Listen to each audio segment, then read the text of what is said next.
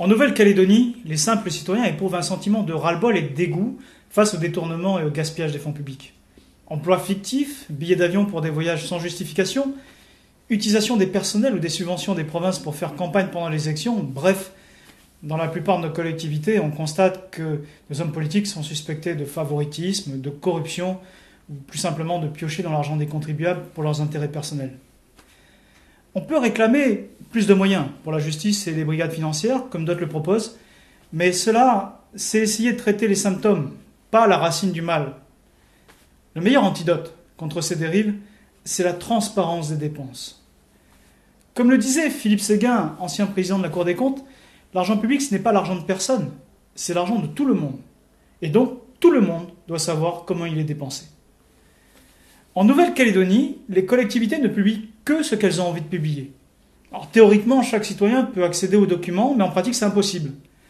Vous ne trouverez par exemple sur Internet jamais les comptes administratifs, qui sont le vrai compte des recettes et des dépenses des collectivités, vérifiés et validés par les services de l'État. Vous ne trouverez jamais le détail complet des subventions versées, ni des contrats passés avec les fournisseurs. Et puis vous ne saurez jamais qui a voyagé avec l'argent de vos impôts, et surtout si ces voyages étaient justifiés. Pourtant, il existe des pays où cela est la norme, et même bien plus encore. En Suède et en Norvège, la transparence est exemplaire. N'importe quel citoyen peut consulter les notes de frais de tous les membres du gouvernement. Les dépenses sont plafonnées et les gaspillages sont sévèrement contrôlés par les médias. Au Canada, il existe une directive qui s'appelle la divulgation proactive. Les administrations publient sur Internet le détail des notes de frais de leurs employés, le détail des subventions accordées et des contrats avec les fournisseurs.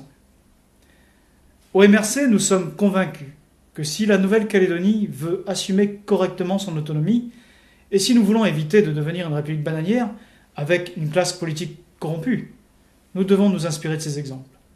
La transparence de la dépense publique est un droit et c'est une nécessité. Au MRC, nous nous engageons à ce que nos élus publient sur Internet tout ce qui est légalement du domaine public. Les comptes administratifs complets, les subventions accordées, les montants des contrats avec les fournisseurs. Nous engagerons les réformes nécessaires pour que les notes de frais des élus et des fonctionnaires soient rendues publiques. Nous engagerons enfin les réformes pour que un président d'une collectivité, gouvernement ou province, ne puisse pas en même temps être président d'un établissement public ou d'une société d'économie mixte afin d'éviter les abus de pouvoir et les conflits d'intérêts.